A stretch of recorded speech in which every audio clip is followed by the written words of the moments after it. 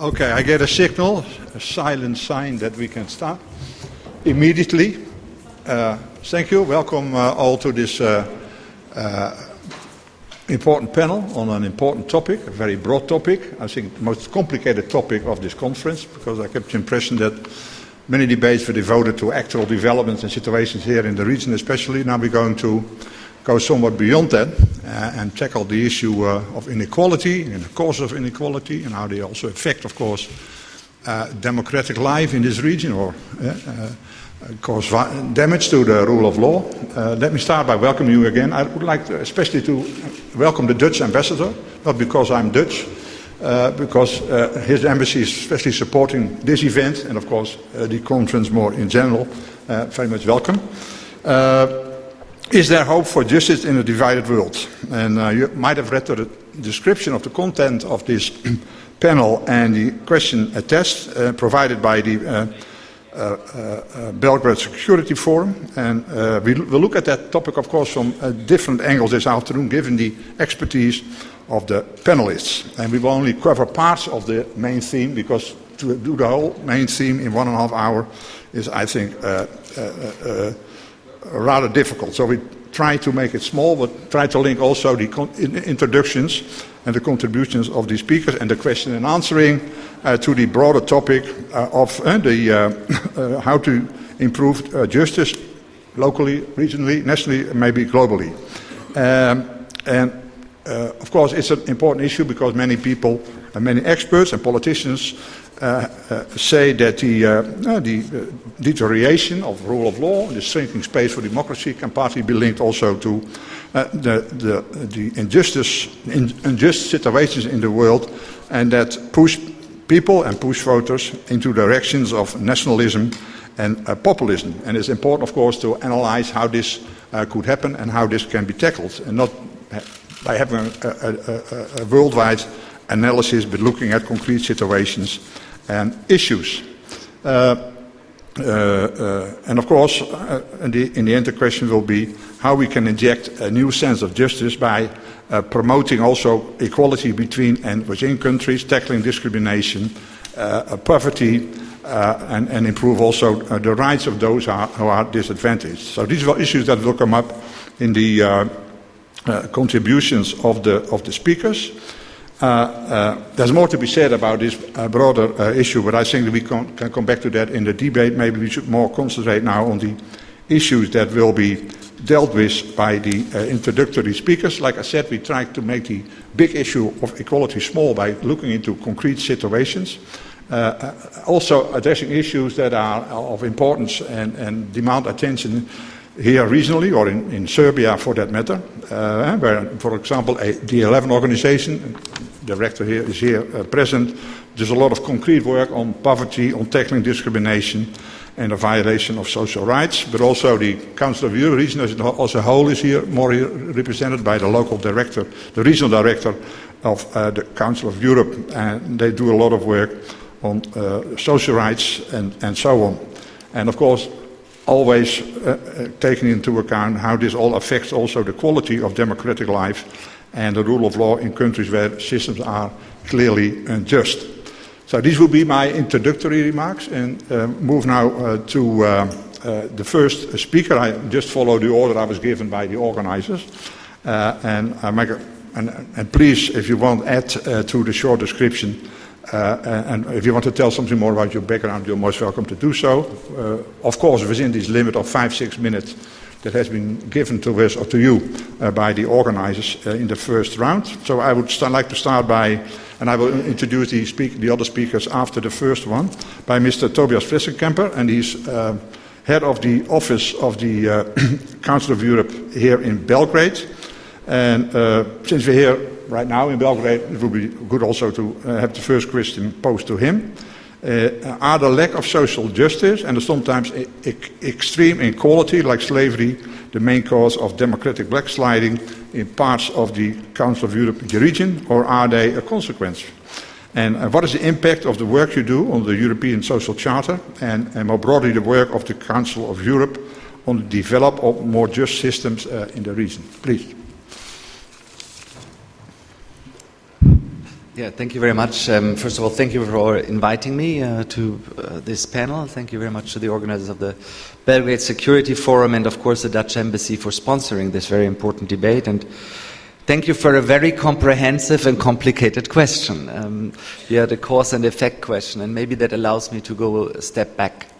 I'm sitting here for the Council of Europe, and the Council of Europe is definitely not the most talked about or known organization, but it's a relatively old organization in Europe, thinking about questions about the rule of law, democracy, and indeed human rights and also social rights.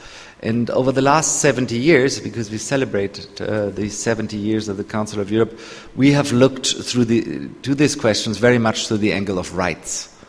And we started, of course, looking at human rights convention, which will be celebrating another 70 years next year in 1950, which is basically the cornerstone of where also we come to two questions you raised, and I will come to them in a bit of detail later. And if you look at the European Convention of Human Rights, Mark Metzover, the historian, actually called it the strange triumph of human rights. Because it was very strange that so short after the Second World War, actually people in Europe would be able to agree to really create a legally binding human rights convention with a court, with a system, with individual complaints mechanisms and enforceable judgments. And that is somewhat strange for a continent, not only where it came from, but also how it would project itself into the future to give enforceable rights to people. And of course, the convention itself in 1950 was a first attempt very much crafted on the Universal Declaration, but it was a binding treaty, and subsequent protocols started to include social aspects. Let me go to the second cornerstone of how we would approach the issue, and that is extending the issue of rights to the cultural dimension. And the European Cultural Convention of 1954, of course, is the element that informs us. And again, suddenly you find something like a right to education. You find things, a right to history teaching. You find rights to a commonality in Europe, which is not based on ethnic or national exclusivity. And then in 1961, of course, the European Social Charter. And it is no secret that the European Social Charter has had different times. I'd say it's actually interesting that our Council of Ministers, Committee of Ministers in Helsinki earlier this year basically put it back on the table. There's been a revision of the Social Charter, and here we have basically a fundamental law of social rights in Europe on a constitutional level, which includes issues like trade unions, etc. And all of this came together very quickly in the Council of Europe world and was later on taken forward in also the work of the European Community, what is today the European Union. But why have we developed such an approach? We have developed it because we wanted to do something which we call genuine democracy. And genuine democracy lives off the possibilities of participation of people, and therefore we have to have also the social economic conditions for such participation. And that brings me maybe to a last word on what we do here, because you invited me to say a couple of words about that. And looking through this kind of kaleidoscope of rights and instruments, you'll find that our member states in the Western Balkans who joined in the 2000s, so 15, 20 years ago, the Council of Europe World, have actually committed themselves to implementing those rights, but in very different and more difficult circumstances than our previous generation of member states joining from the 1950s onwards. Not only did they come into the Council of Europe context not in times of boom, but after a reconstruction effort, but also coming from a completely different understanding of rights.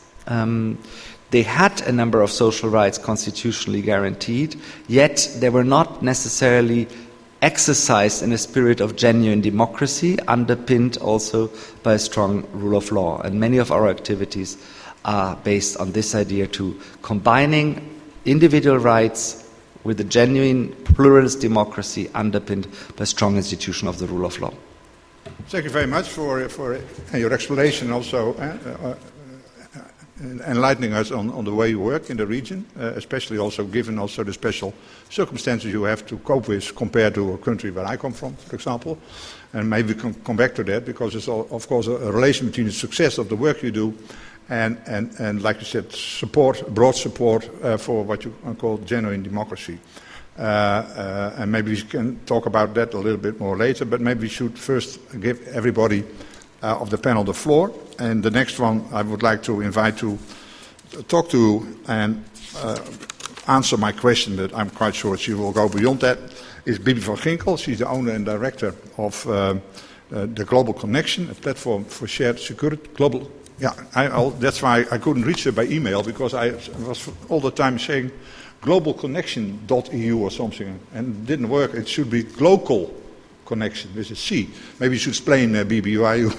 I know Bibi because we were colleagues once at Klingendahl Institute in the Netherlands, where she used to work. And she's a well-known terrorism expert, and she's especially specializing also in the relation between security and the rule of law, because also equality, I think there's a link, again, with the equality issue and the fight against terrorism, but also between the fight against terrorism as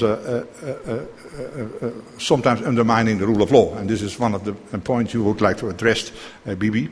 So please, take the floor. Thank you very much, Jan Marinus, and good afternoon to you all. Indeed, the Global Connection, it's for those who are not familiar with the term, it's taking together global and local, meaning that it's all about making connections between the different layers of society that should talk about sustainable solutions for very complex security issues. Inter alia, terrorism, violent extremism, which are mostly the topics that I work on. And now, indeed, I mean, we have seen over the last 2 decades almost a real deterioration on these issues and threats to security, threats to national security, threats to international security. I don't have to remind you, but after the 9/11 attacks, multiple other attacks occurred. There were other issues within society as a result of that. For instance, stigmatization of certain communities, particularly Muslim communities that were stigmatized and discriminated upon. Even they also felt very bad about the things happening. Obviously, we are also here in the region very concerned about foreign fighters issues, and particularly returnees coming back since the so-called defeat of the Caliphate. And of course, we cannot say that Daesh is being conquered, because it's just a caliphate at the moment, and there are certain concerns about them getting back their strength. As a result of the polarization also taking place in societies, you see also an uprise of right-wing extremism in various regions in Europe, just as well as in the US. And all of this, on top of it all, to sort of add insult to injury, there is also the development of linkages between transnational organized crimes and terrorism. So in short, we are up to some kind of challenge here. Now, this all resulted in policy developments that obviously were meant to address these threats, but in many ways were sort of overstepping it and leading sometimes to what are often called unintended negative consequences. Now, first looking at the powers and the policies that have come out of that, you could see that there has been an increase in criminalization of certain preparatory acts to terrorism.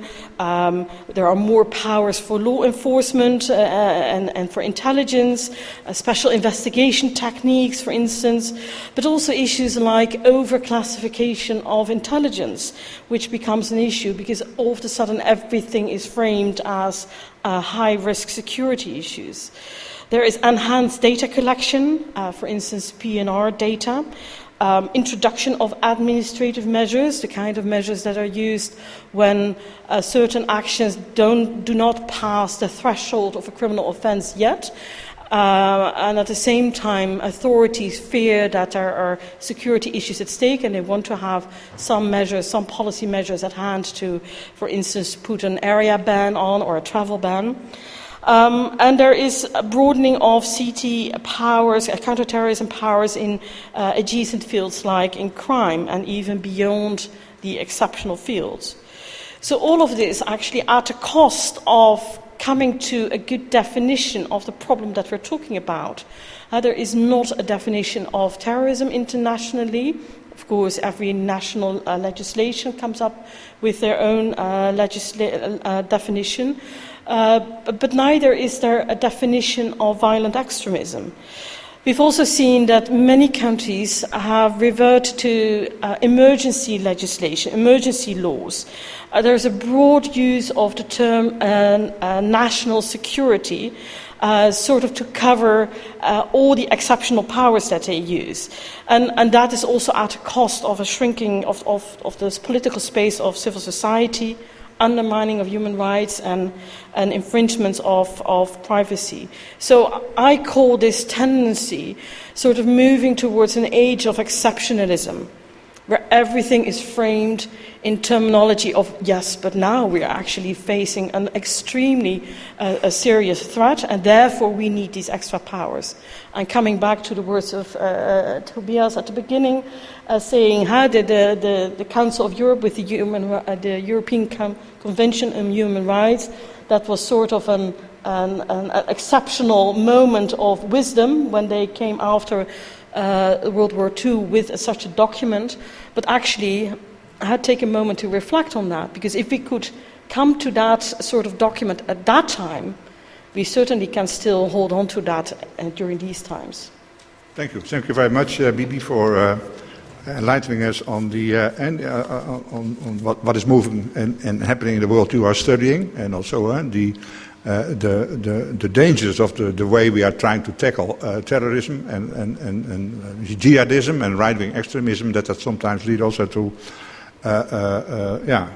infringement on democratic rules, on the rule of law. So it's a very important warning.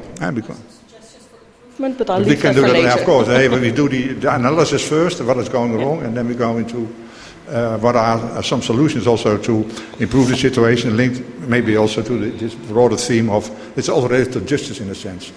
Okay, then we go to Danilo Curic, say it correctly? You are program coordinator at the A11 initiative. Maybe you could briefly explain to us what it is, here in Serbia. And you did a lot with issues related to poverty and its causes, but also dealing with trying to influence society here to make it more aware of certain aspects of social injustice, like the way Roma are treated, or the manipulation, I would say, of labor rights here in the country, the examples you gave. So how this is, first, what is the main issue there, and what is the main problem, and how does it affect us the political climate in this country? Please, you have the floor. Thank you. Well, thank you for the question, actually, and for the invitation, of course, to the organizers. Well, first of all, I think we should define what is justice there, you know.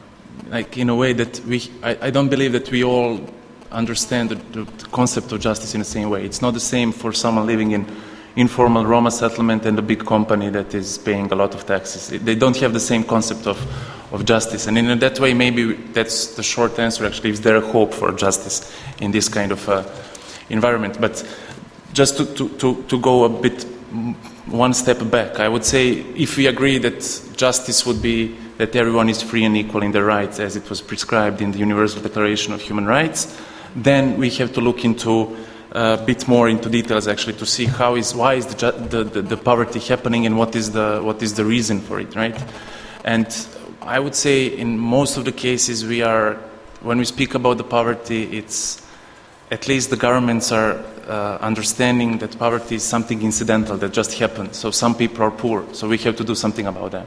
It's not really understood as a series of state failures to provide decent housing, good quality education, not to discriminate, to empower people from the beginning of their lives, and actually to help them bridge these gaps with people that are not living in poverty.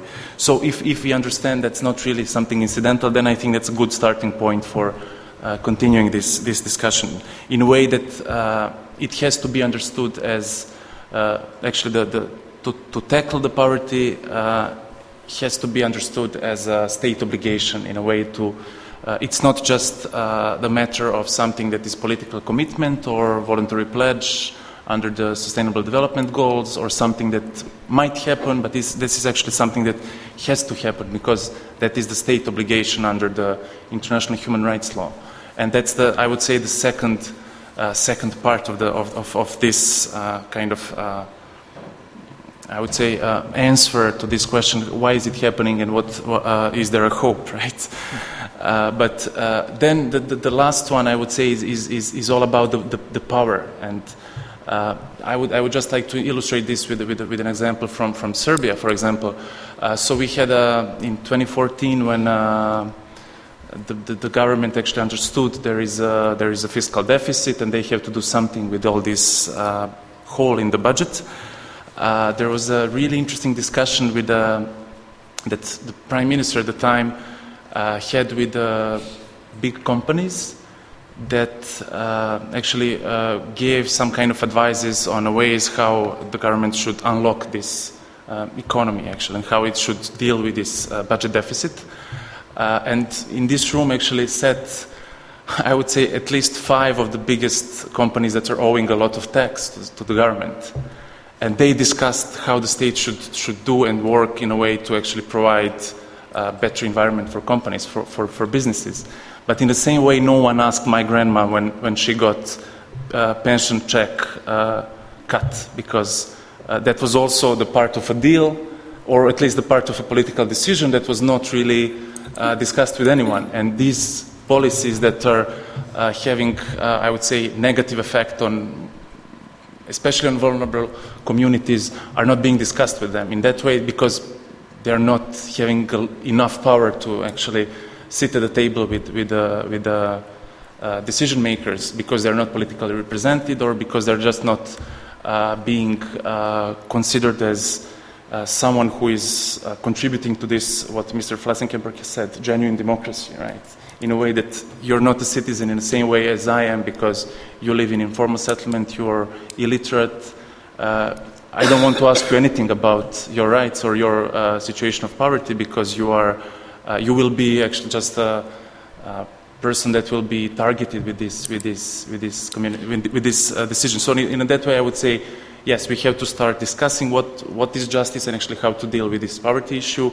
We have to understand that this is the state's obligation in the second step, and then we have to start empowering people living in poverty to start demanding their rights, not just being kind of subjects of all these policies that are being introduced. Thank you, Danilo.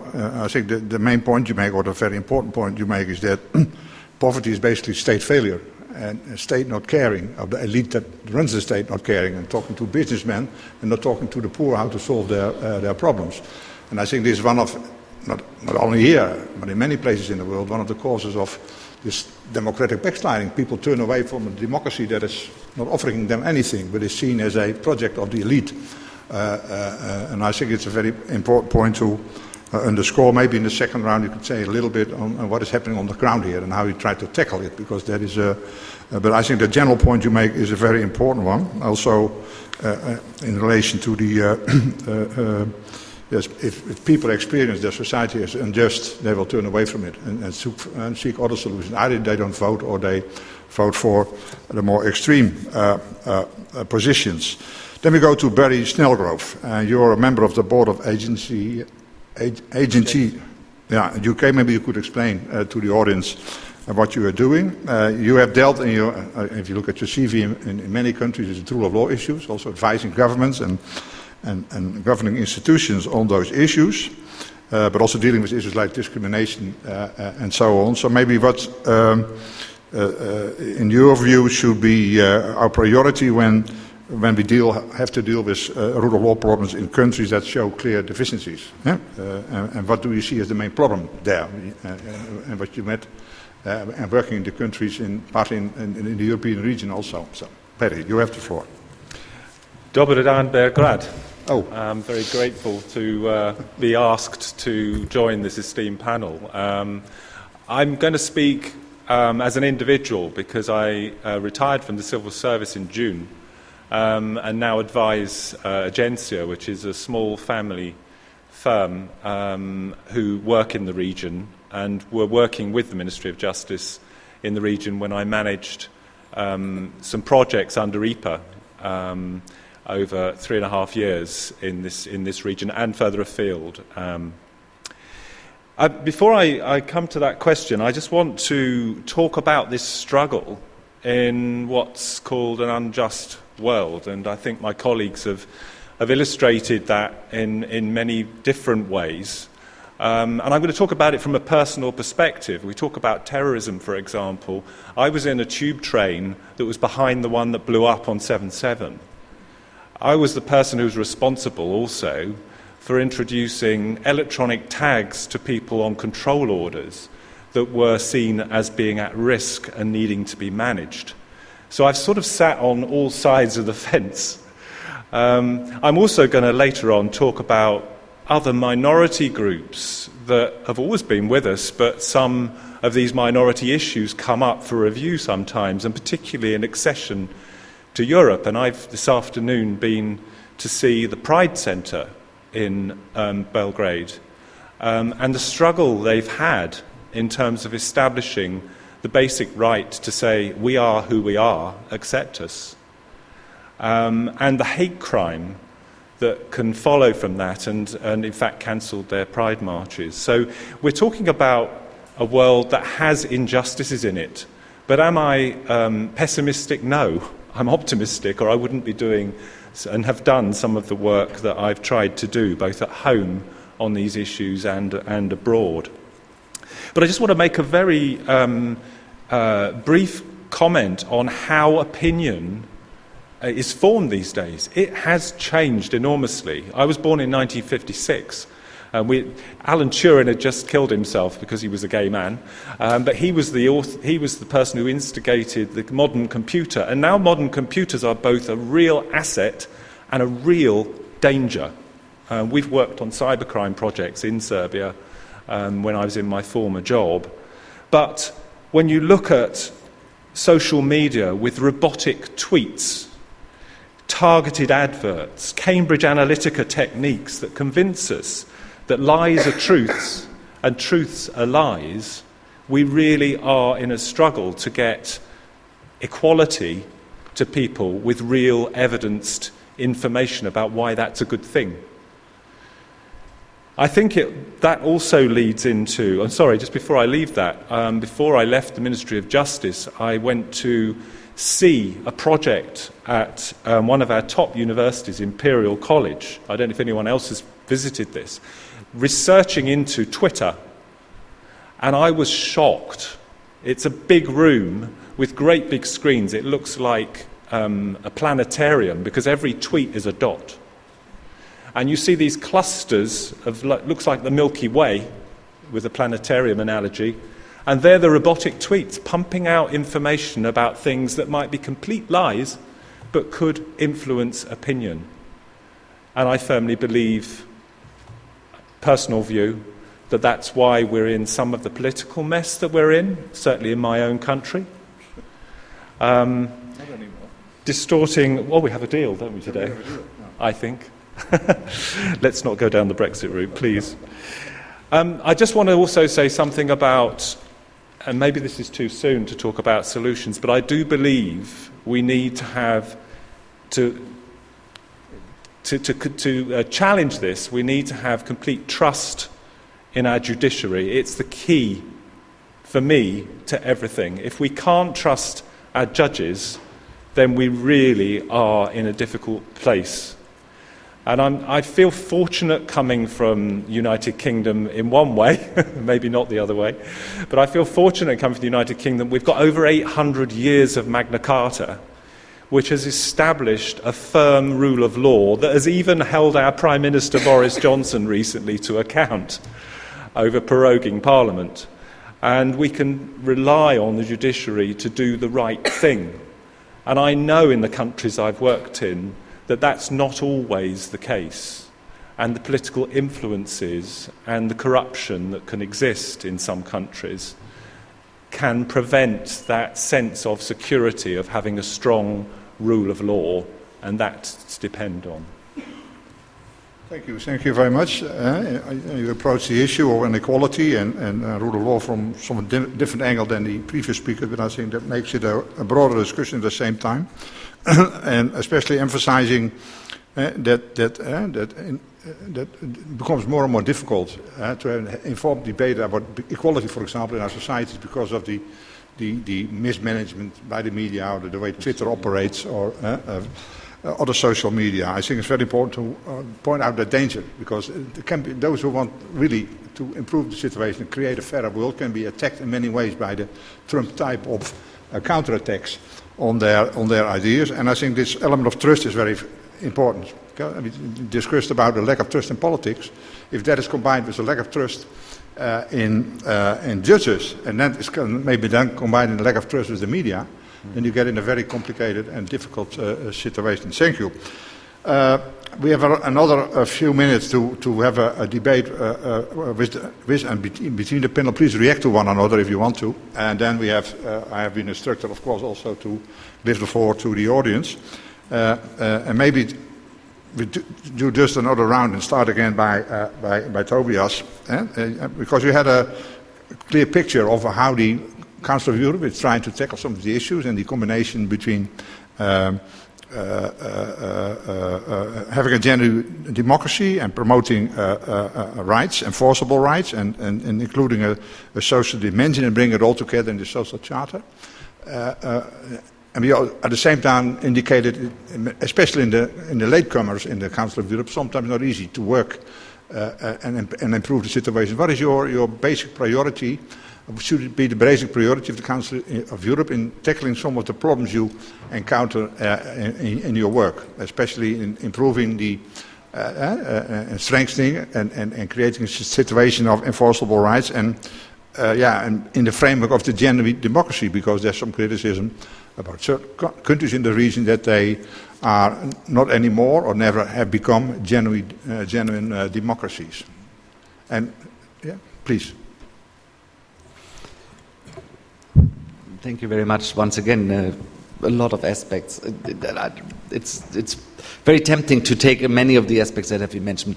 Okay, as I said, genuine democracy. Why did I quote from our statute? Again, let's put ourselves back into the time in The Hague in 1948, when the Council of Europe's idea was put on the table and the drafting of the statute began, that was then signed in London on the 5th of May 1949.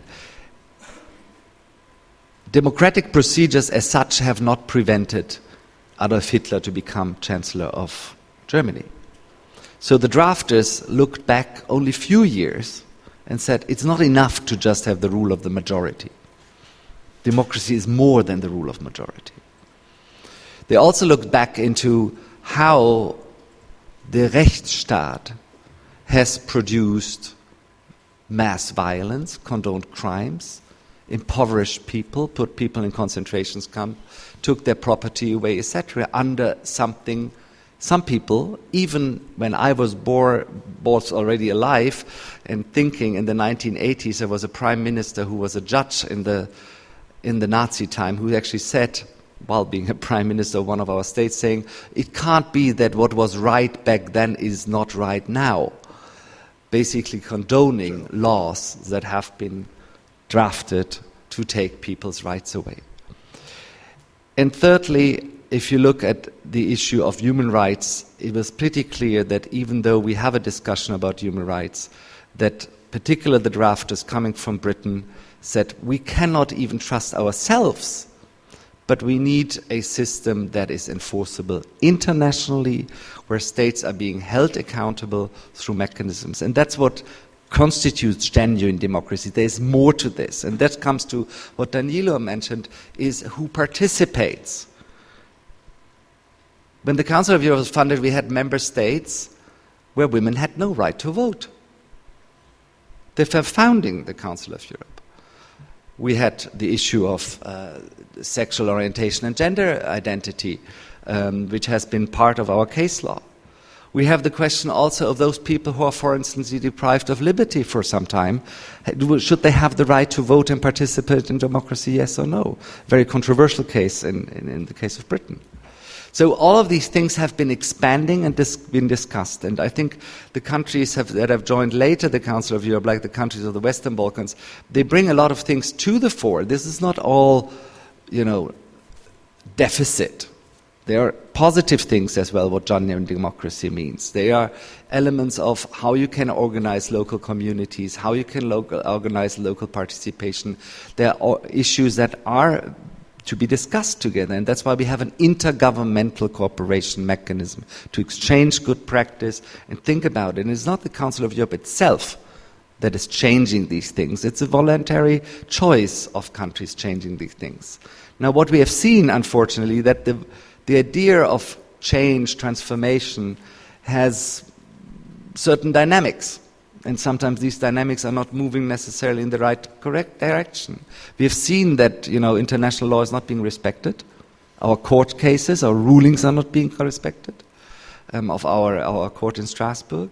But we have also seen that people are dragging their feet when signing conventions. I have my colleague here from the United Nations, Hans Schodder, who knows very well, and we discuss it very often, how important it is to follow on what you have signed to as a state and guarantee that there's rule of law and that people are given rights. Let me mention one last element of those people whose rights seem to be forgotten, if not ignored, or even of much or more malign intent that people are put into a situation of rightlessness. Number one, of course, here in the Western Balkans, we have a particular group, Roma. The Council of Europe has been working on the Roma issue with its first document in 1969, acknowledging the very specific challenges that the community is facing in Western Europe back then, but many of the things that have been said in 1969 still hold today, and that require policy responses, very much like Danilo says. There's a right. Let me also talk about migrants. Migrants are and refugees facing an increasingly difficult situation with regard to the determination of their particular rights and their particular status. So we have a number of people who have unclarity about this. And that leads to another phenomenon of slavery and issues of slavery, where we have an increasing number of citizens inside the Council of Europe member states who have very difficult labor relations. That may be because they have crossed borders, it may be for other reasons, and that's why the Helsinki Ministerial Committee also put this on the forefront again to look at issues related to slavery. And the very last moment, I know you have to manage time, I don't envy you, is artificial intelligence. And again, this looks into something. How do we look at what does genuine democracy mean today? We have to be flexible in our approach. We have to be looking at this. We have new forms of discrimination coming from this. Colleagues mentioned this, what is happening there. There can be new forms of exclusion. And of course, there are also new possibilities for organizing democracy. So it's not all negative. Thank you. Okay, thank you very much. I think it's very important that you outline again how the Council of Europe tries to do its work in this area, where we our discussion today was having this concept of genuine democracy, and within that, of course, also a certain approach to social rights and cultural rights. But the problem is, of course, the enforcement. It's a consensus machinery, and what struck me just now, I hope and I think you should be cooperating with the European Union, in the sense that the European Union should have more power in countries like Serbia, where we are now, because we're negotiating about membership, and we are also talking all day in these negotiations about these famous chapters 23 and 24, which are about minorities, democracy, rule of law, independence of the judiciary. So maybe you can, in the second round, another round, make a comment on how maybe the cooperation between the Council of Europe and the European Union could help to make these things that you mentioned more enforceable in especially this region. I go back to Bibi now, Bibi van Ginkel, because you are limited in your time in your introduction. Maybe you could deepen a little bit your introduction by going maybe to tell us somewhat more how the system works and how we could tackle the system, how we could create a situation in which the shadow sides of the fight against terrorism and its causes could be tackled. And what you would advise us or the Council of Europe or the European Union or member states to do. Well, there's a lot there to completely tackle the problem. But if I for now maybe stick to the justice part of it, okay, and not completely go into root causes, although obviously if we talk about inequality, there is certainly an issue there that has linkages with this theme.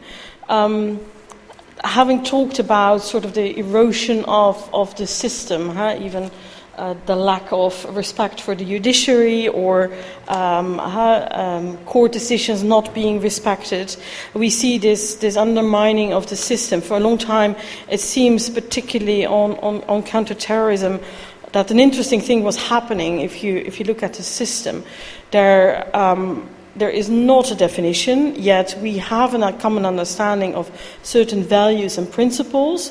Then we skip this a beat on definitions, which is normally something a step that you take when you move forward in norm setting. But we did somehow come to understandings in international documents on what it was that we needed to fight and what kind of measures were needed. And even if that was not in former conventions, managed to set up sort of cooperative systems like the Global Counterterrorism Forum, for instance, that sort of institutionalizes the way that we work. And that might seem like an interesting approach, a sort of a soft law approach to tackling it and pathing the way for a further codification of these things. But now what is happening is actually that some of these underlying values become at stake. And so the questioning of the judiciary, the questioning of court decisions, that is sort of undermining the fundament of the system. And so it's really a worrisome development. So what do we need to do? In just a couple of very practical steps, one of the things that is needed is when you move forward in increasing powers for law enforcement, investigations, etc., it should always go hand in hand with enhanced control and oversight mechanisms, just because we cannot always trust democracy. One example for my own country, just now there is this oversight committee that looks at how our intelligence and security services are actually using their powers, and they regularly come out with their reports. They might look at specific cases, but they also might look at the way that legislation is used, and they just came out with a very critical report about how intelligence services are using some new powers they were provided with somewhat about a year ago. Now, this is an important step because there's been criticism in society, there's been criticism civil society, organizations, but you also need to have this oversight mechanism to really correct the system. So that's one. Another one is just let's go beyond the mere mentioning of the importance of human rights and the respect for fundamental principles in all the documents where we develop new legislation or new policies on countering terrorism. Often this is just a ticking the box exercise. It's a lip service to these wonderful values, but you have to make it concrete. You have to be specific on what that actually means, to use also a gender lens in actually implementing counterterrorism policies of countering violent extremism, preventing violent extremism. For instance, if you are questioning suspects, these could also be women suspects or women witnesses in certain situations. How do you go about questioning them? What kind of circumstances have you created to actually do that in a safe environment? You have to be specific in this, and otherwise it's just being lip service, and it's very easy to just repeat those fundamental principles and at the same time go in another direction. Also avoid double standards. There is a lot of that. So ensure that one walks the walk that one talks. Because if we have these big talks about human rights and at the same time completely ignoring them of certain groups, that is not helpful and also not credible. Because justice needs to be seen to be done. It's not that justice is there, you need to see it. And that means that also your grandmother needs to see that there is justice. And there's an interesting thing there. The SDG 16 says you need to have equal justice for all. Now, what does that mean? And are actually all invited to the table to talk about what that means to them? So here I'm suggesting that sometimes we tend to look at big justice questions. Whereas sometimes what we need, and certainly in societies that tend to be polarized and falling apart because of everything that's happening around them, we need to invest in small justices. Small things like making sure that you have the right papers for your land ownership or for your house, your registration, your citizenship. It's these kind of things that provide trust with citizens, with ordinary population, also in the authorities, that with whom they actually need to have this social contract about what democracy actually means and what rule of law means. So, thank you very much. I think, again, you the speakers before you underline the importance of this transparency, of creating trust, of making people feel that they are really also listened to. Maybe it brings me back to Danilo. You said something about how it works here in Serbia and how this affects also the feeling of people of being treated unjustly and switching up maybe also from the democratic process, making it easier for certain populist movements to to gain influence and support. Could you give us maybe some examples of what are the core problems here in Serbia and how they should be tackled and how they affect also maybe these deep social issues, the quality of of democratic life here in Serbia? Okay, thanks. Yeah, yeah, it's working. Well, thank you. It's there is a lot of examples we can mention when it comes to these issues of current issues of economic and social rights in Serbia, and actually how it affects democratic processes in the country. But I would just stick to a couple of them actually related to budget allocations and the budgetary process in the country.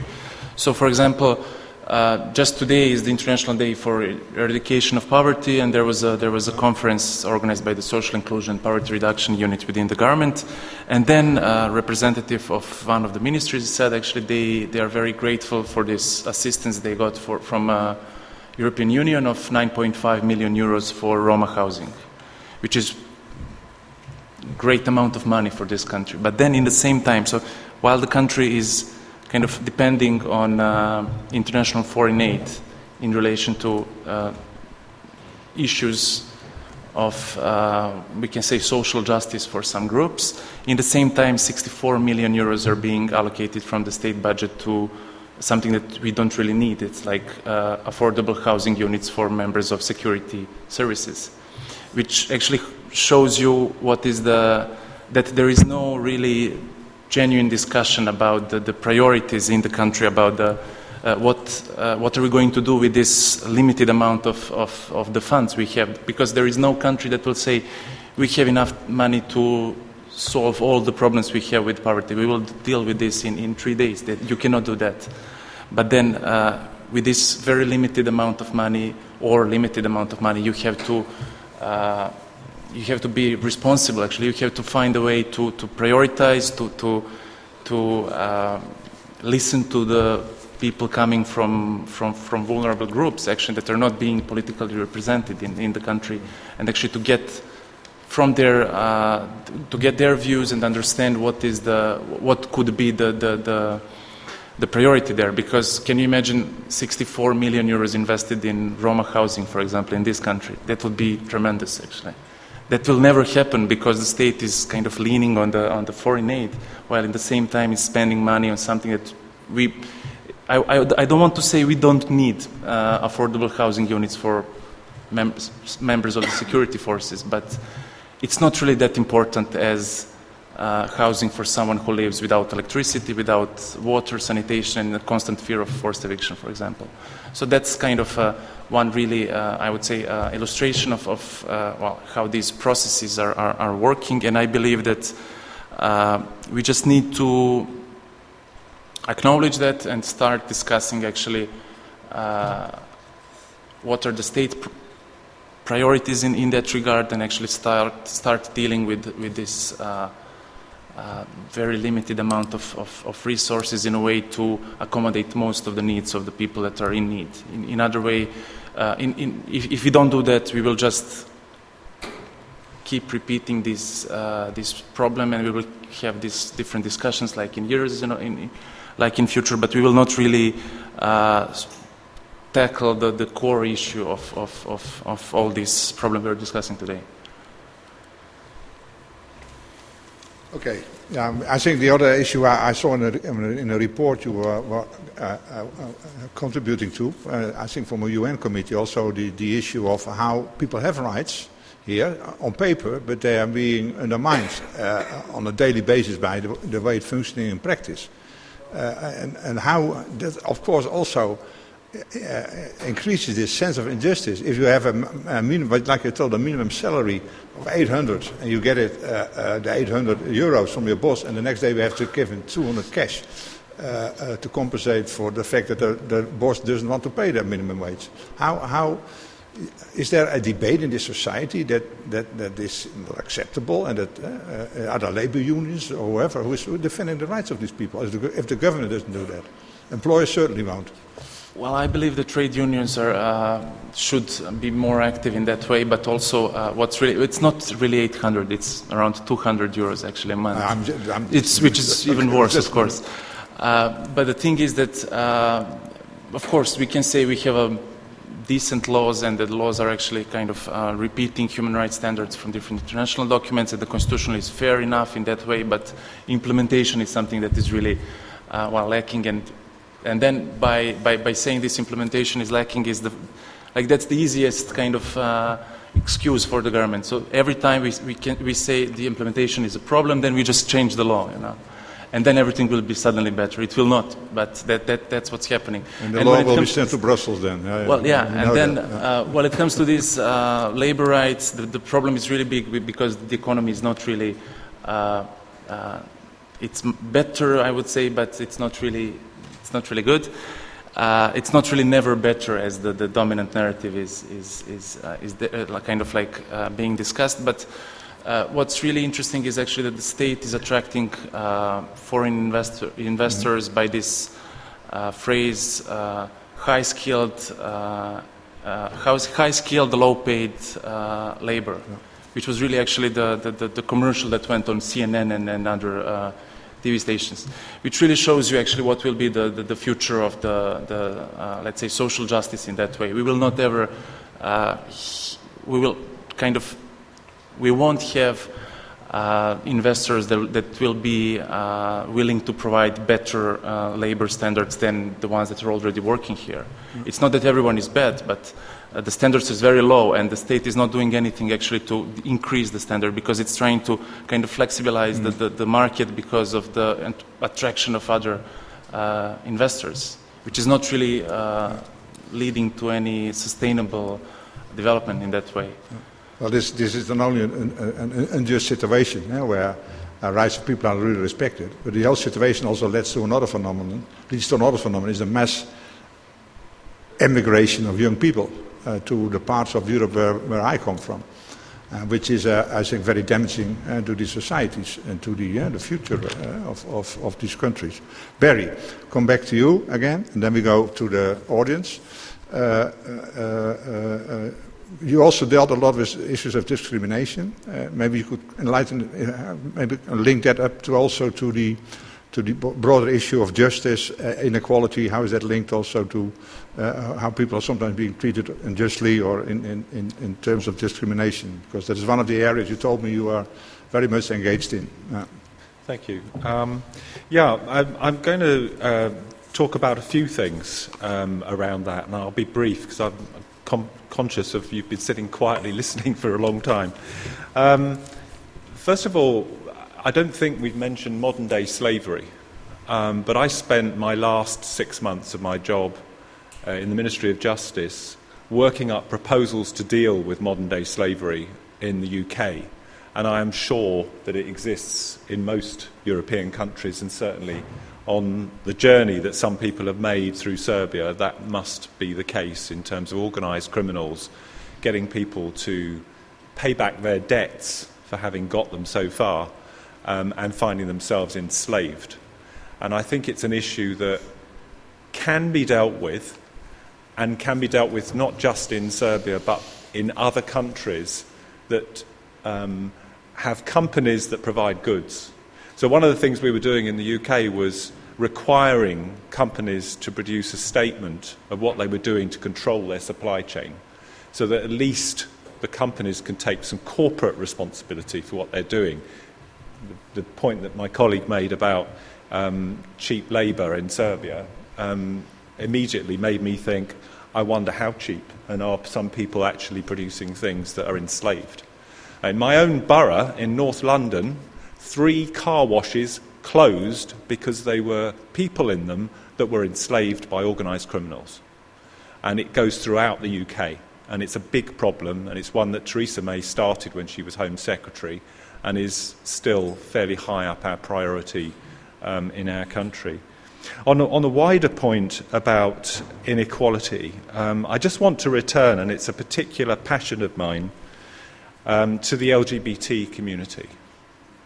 And it's an area that I know is very sensitive. I know it's very sensitive to people who hold religious beliefs. I'm actually an Anglican Christian myself. I'm also a gay man. And I was quite shocked is perhaps too strong a word, because I've seen things like this before, but in visiting the centre in Serbia today, hearing them say that every day they have to clean the spit off the windows shocked me, and should shock everyone in this room. Everyone has a right to be who they are, and as I said, or maybe I didn't say, I meant to say, in the UK when the Brexit vote was made in 2016, since 2016, hate crime has risen 43%. So we need to manage these issues of minorities. And as my colleague Bibi said about local justice, there are things we can do ourselves. I actually am a role model. I go into schools talking about bullying in schools of LGBT people. I know that would probably be a stretch at the moment within this country, but it's something to aspire to talking about, so that people are treated with curiosity and interest in their difference, and that includes Roma, it includes religion, it includes all of those things, because if we don't deal with it, it will result in crime, it will result in hurt, and it will result in people feeling insecure in their communities. So there are some simple things we can do. One thing that we're doing at the moment, in every policy change we make, we do an equalities impact assessment that is done in a real way. And if it's not, and it looks like a tick box, it goes back, I can assure you. Because if we can do that and start to think at every policy change we make, every procurement we make, then maybe we can start to get people to be more aware and give less opportunity for people who have alternative views that I don't think we really want to see in our communities really flourishing. We need to stem the tide of those alternative views. Thank you, Barry. I think you also refer to this element of modern slavery, we call it. I think even in the Netherlands you have forms and examples of exploitation of people from, and they came from Bulgaria, Romania. Now we even see people from Ukraine, Moldova, working for very low wages. And the problem here is, of course, the inequality in terms of wages. The still existing income gap between a country like yours or mine and Serbia, or even poor Moldova, Ukraine. And I think that we have been aware of that for years and years, and still we have not been able to reduce that income gap in such a way that this these phenomena, these negative consequences. Can I just quickly give an sure. example? Because I visited a women's centre in the Holloway Road in North London, and I was told about a case they'd had the previous day of a woman who'd managed to get help from this centre who didn't know which city she was in. She had been moved in a vehicle from city to city and used as a sex slave. I mean, that is shocking in this day and age. I never thought that I would come across that in this century.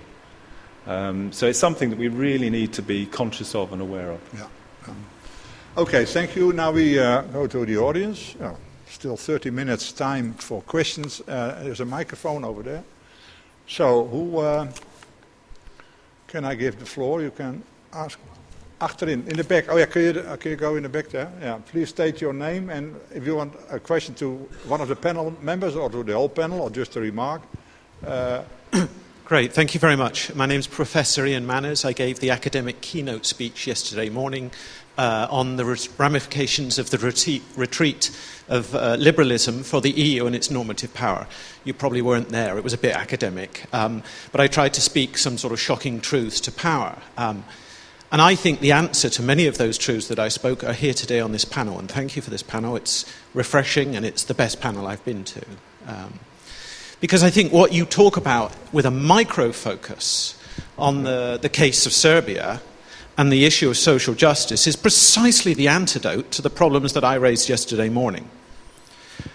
What is the antidote to the retreat of liberalism? It is genuinely addressing social injustices. What is the antidote to the collapse of trust in the European Union and its member states? It's genuinely returning social justice to those that feel that they have lost it. And you've illustrated this through your micro examples. What is the antidote to, what is the question, what should the EU be doing in global politics? Delivering social justice. It's as simple as that. You've provided those examples. Okay. So a question for you all is, if I was to put you in a sustainable train to Brussels to address the European Council tomorrow morning, how would you expand, and you raised this in your comments, how would you expand your micro experiences from the case of Serbia to the level of the EU and what it's doing in planetary politics? Thank you very much for the panel. It's a clear question. I will come on now. I take some more. This is the question that you all can answer. But what would you demand from Juncker and Tusk, or maybe from the successor, on the basis of your introduction right now? And what is the key point you want the EU to deal with? I think it's a very good question. Thank you. Who else? Cannot be the only one. Yes, please. In the corner there. The gentleman with the yellow tie.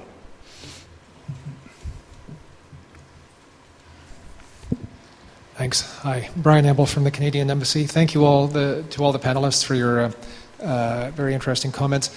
The question before us is about justice in the world. And looking beyond your sphere of expertise, looking globally, I'd like to challenge all the panelists to answer a question. Would you consider that the world overall today is a more just world than it was in 1999 or 1949?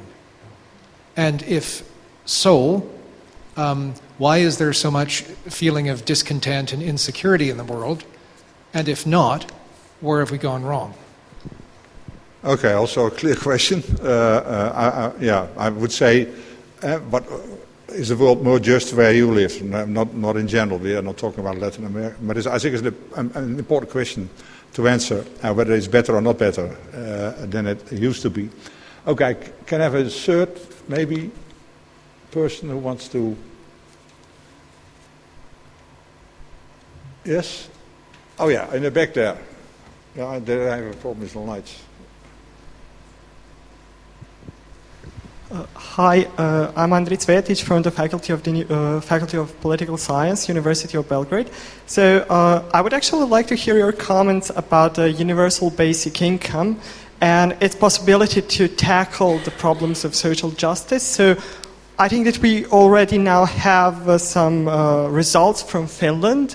And I think that would be a nice thing to reflect upon. So what could the universal basic income do about the social justice? Okay, Thank that's you. a clear question for those who want to answer it. Could something like basic income tackle some of the social injustices? This is about income, of course, in the countries we have been discussing. It's indeed a debate that took place in Finland where they did an experiment with it. I don't know whether this experiment succeeded. I also know for my country there is even a movement promoting this basic income, but I guess the basic income would be much higher in the Netherlands than it would be in Serbia. That's maybe one of the problems with this discussion. So we have 3 points, yeah? And I go, in the order, I start with Barry now. And then I just go Barry, Bibi, Danilo, and Tobias. Yeah?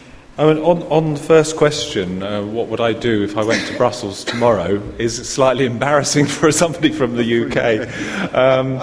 But I'm going to put my money where my mouth is. I would say embrace countries that are really trying hard into the garden of Europe. That may sound a bit ironic coming from a UK citizen, but that's what I believe. I think we needed to encourage positive steps. We know that a lot of countries that are already in the member states have got problems and issues that they have to deal with. We shouldn't be shutting the door, is my view, to those that have really gone the extra mile to try and meet the criteria to come into this organisation. So that would be my answer to the first question. On the second one, this was about more insecurity now, I think, was your point. Is there more insecurity now? Or is it more just now? Well, for all I've said about LGBT, I'm a married man now to my husband. And in the UK, we introduced civil partnership, we've then introduced gay marriage. My department brought that forward into a bill. And in terms of my particular individual status, I have the same opportunities as my straight friends. And that is a huge step from the point I made about Alan Turing, who born just before me, where it was illegal. I could be put in prison or chemically castrated in the 1950s. And that's real in my lifetime. It's hard to imagine now. But so that, yes, of course, there have been huge strides, and I am positive about change. And I think things do go cyclically, and we take a few steps forward, and then sometimes we take a few steps back, and that causes us to reflect and make other decisions, and people then resolve to make sure that doesn't happen. And I'm one of those people. I've retired, but I'm still wanting to be active in making things better in this world. And I believe we can. And some of it is the small steps that you add them together, and actually they can make a big impact. And very quickly on the last one, I don't know very much about the universal basic income. What I do know is that if you look at the statistics in America or even in London between the highest paid and the lowest paid, I walk down the Strand every day and there are people waiting for the remainder of the pret-a-manger sandwiches to exist in London. And this is shocking. This should not be the case. And there was a big move to get the homeless off the streets in the early part of this century, which worked. And suddenly now you come to London and you see a lot of people begging. And that is wrong. We've got billionaires every week, new billionaires every week, and we've got people who are not even on a sustainable level of income. So anything that looks at how we could do better on that, I'm for it. Okay, thank you. I think that you were mentioning Finland. I also saw that the Salvini government wanted to introduce the basic income in Italy, but I don't know whether this will now be continued by the new government. So it's also a debate not only in left-wing circles, but also in this case in more right-wing circle in Italy. Bibi. Yeah, thank you. On the last one, I don't have an economic background, so hard to say. But it sort of feels like how we're giving aspirins how the problem is much more fundamental, and we are not looking at the system as such. But I leave that for the experts.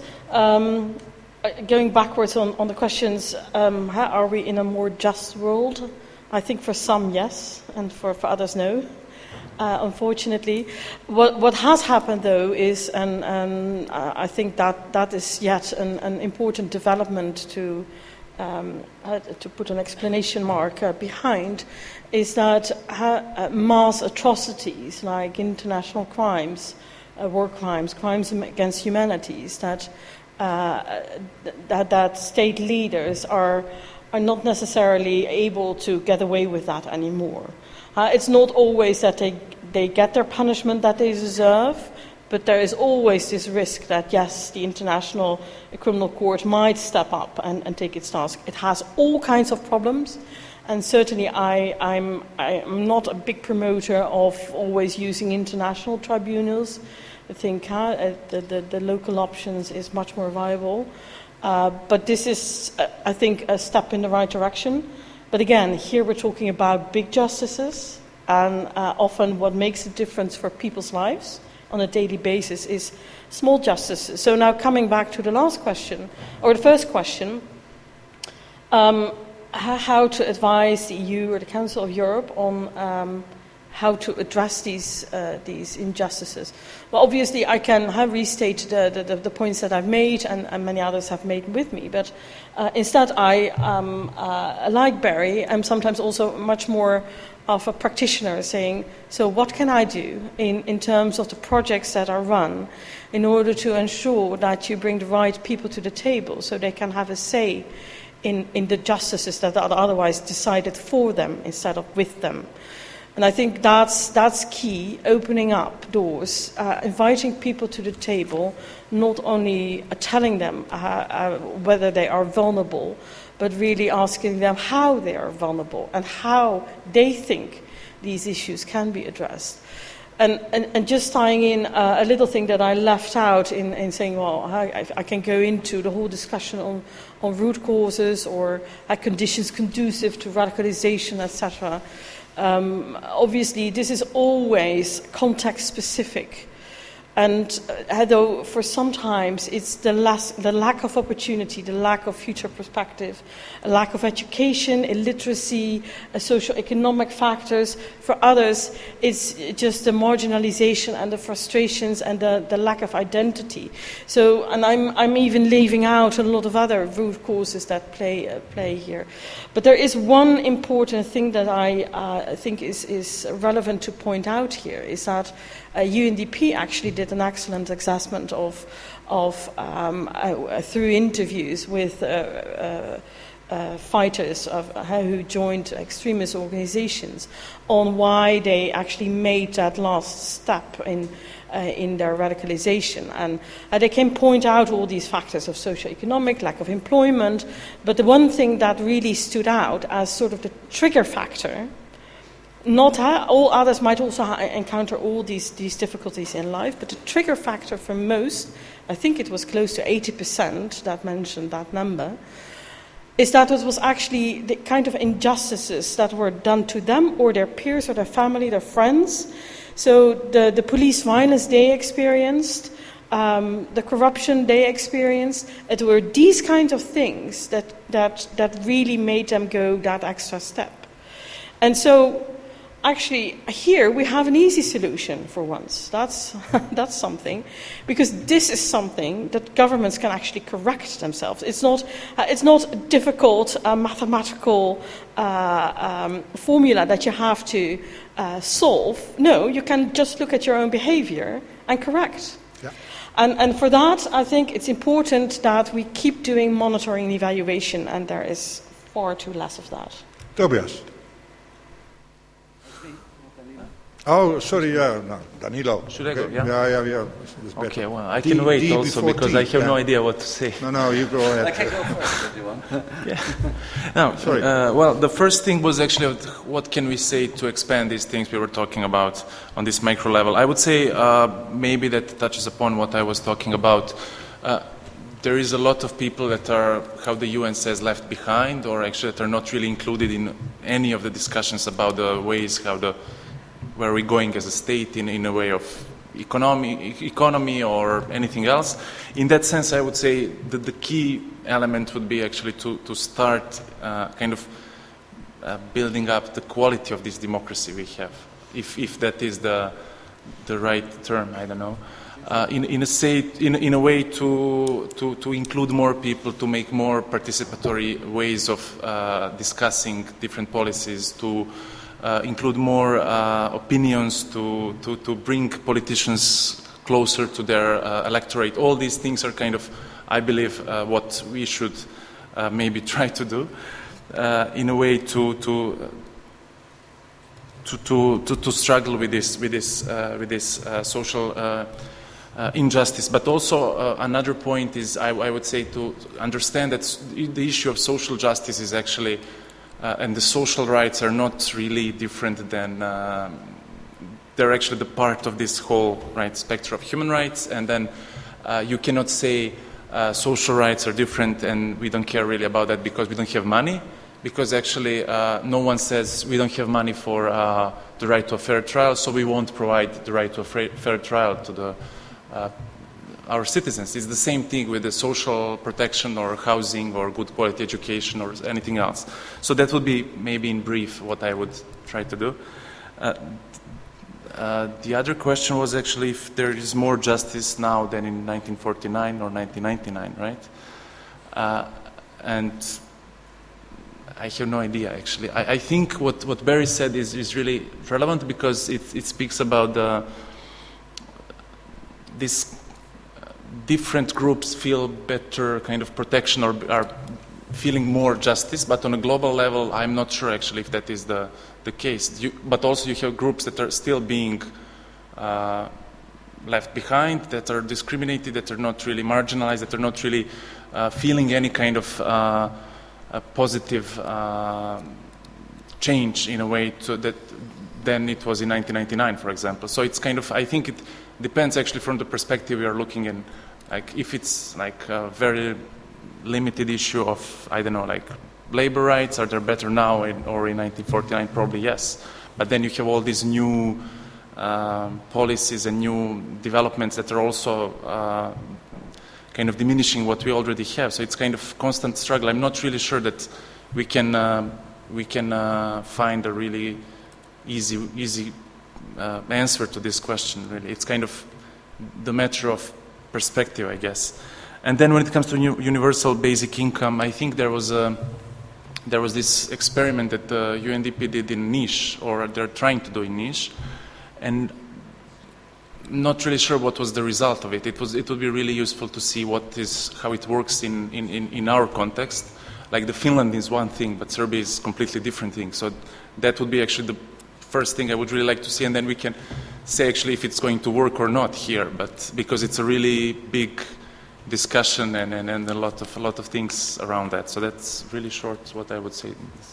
Thanks. Okay, thank you. I would just like to add what you said about what you would ask the European Council to do, but it's not my role to speak, but I do this for once, is I would ask them to take serious the document they adopted themselves. This week the General Affairs Council or the Foreign Affairs Council adopted an interesting document on democracy. And also in the document there's this relation between equality, justice and problems with democracy.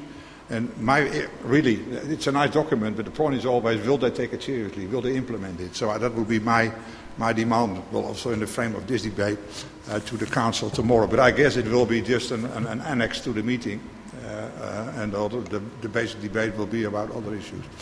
Tobias. On Ian's question, I think I really ask them to be much bolder and to be inspired by people like George Marshall or Harry Truman, who said, like, we put 3% of the US GDP on the table annually for 10 years in the Marshall Plan. We have less than 1% EU budget. And out of these less than 1%, we use whatever kind of percentage points for instance, cooperation with the Western Balkans. So I'd like to invite them to be much bolder in their policy approach and put much more money on the table. Money is available. And as Danilo said, this is about putting the resources behind it.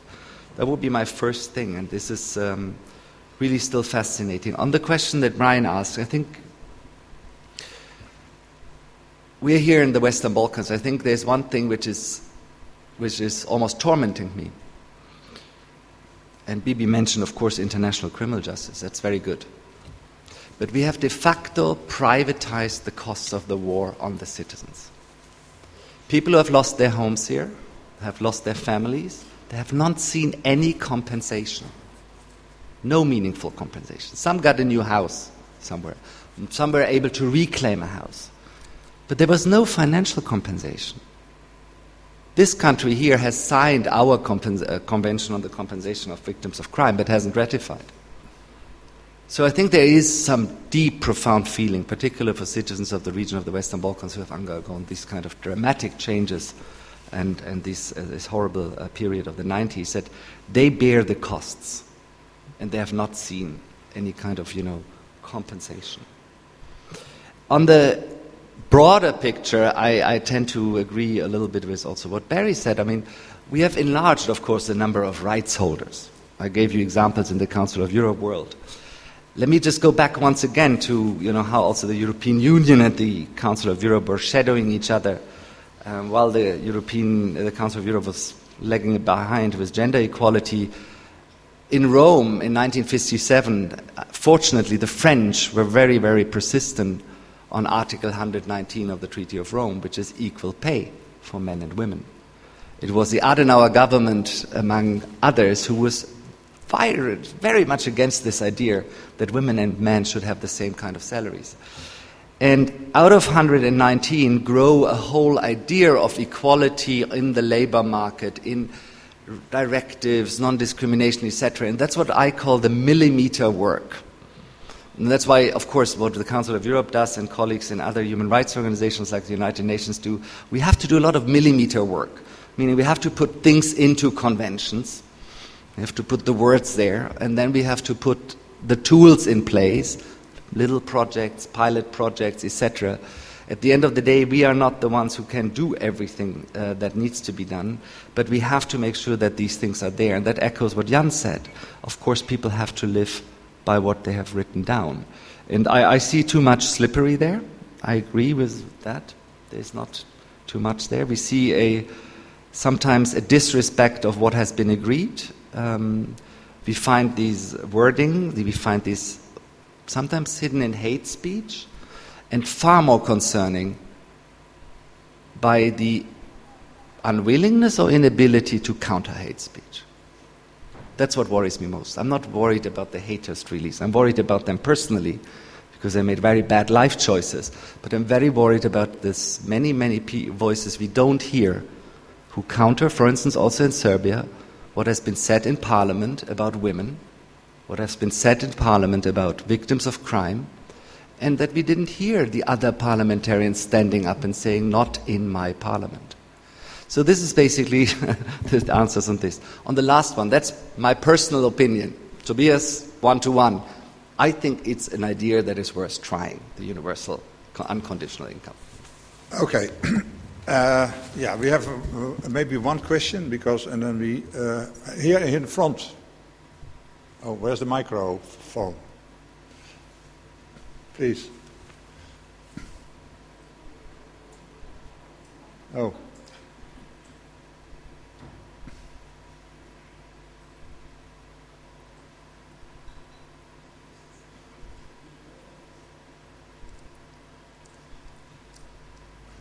Thank you. Some citizens are aggrieved as individuals, others are aggrieved as members of ethnic groups. Here in Western Balkans, all governments fan ethnic grievances, and yet the experience of advanced democracies show that human rights and civil liberties are best advanced by treating citizens as individuals. We have heard examples of discrimination against Romas because they belong to a group. There are many cases here where individual rights are suppressed ostensibly in the name of ethnic rights. Please balance rights of individuals and rights of members of groups. Okay, so I think that is an important point to make. If there are no one else, then I would like to, because we have 5 minutes left, I'll give you all 1 minute. and maybe you would confirm what the gentleman just said, but normally I start a debate with a question to the panelists, what do you expect of the debate? I didn't do that. And so my question would be to all of you, what do you take home from this debate? And you have all 1 minute. And I start with Tobias. It's always important to talk about this, and what I've seen is, what I take home is that the issue of social rights has come back to the agenda. As I said, the Council of Europe was forward-looking and proposing in 1961 the Charter, and we are happy that it was revised. And I think it's good that we talk this language again. I'm very encouraged by this. What I take home is that we need to also organize this debate to become even more precise than we have been here. What you said is, of course, a very important point. There's always a tension between individual and group rights, but we should also not neglect the fact that both have to come into a good balance. And certain things have been happening because people belong to a group. I think what Barry said was quite telling when you talk about, for instance, particular identity, sexual identity, that people are, because they're part of a group, they're being discriminated. So this has to be put into balance. So number one, I'm happy that we are entering this conversation again. Number two, we have to be very focused on it. And number three, of course, we have to look at the overall package. Okay. Danilo. Thank you. Well, I'm also very optimistic, actually, because we are really starting to discuss this more thoroughly, actually, the issue of social justice and social rights, and it's really promising, I would say. But after these discussions, actually, we have to figure out how to start working on it, right? To make it actually work, right? So in that way, I would say actually the some of these points we were discussing are really important, actually, to kind of be put down, actually, and at the local level, actually, to be discussed with the local authorities, with the different state entities, and actually to start understanding and unpacking this issue of poverty, because at least in this country, every fourth citizen is living at the risk of poverty, and it's really high time to start discussing this as a key political issue in the country. Bibi. So I think on the point how we need to start doing it, but the question is how. And I'm always feel inspiration through the first words of the UN Charter, which says, "We the peoples." And I think we should sort of rethink how we put all these institutions and organizations at the service of the people and make sure that they have a seat at the table and are part of this implementation phase. And if we cut them out, then they will never experience it as justice for them as well. Barry. I think the power we have is how we react to this. You know, there's certain things that can seem so big, what on earth can we do? But we have the power to take that on and say, what can I do? And again comes back to this local argument of what each of us can take away and do. And if in this room everyone took away one thing to do on this, we could do quite a big thing in our local areas. I was always inspired by Nelson Mandela, someone who you would think would have been a bitter man with all that happened to him and all the injustice in South Africa. But what did he do? He rose above that and he did what he could do to build a fair state.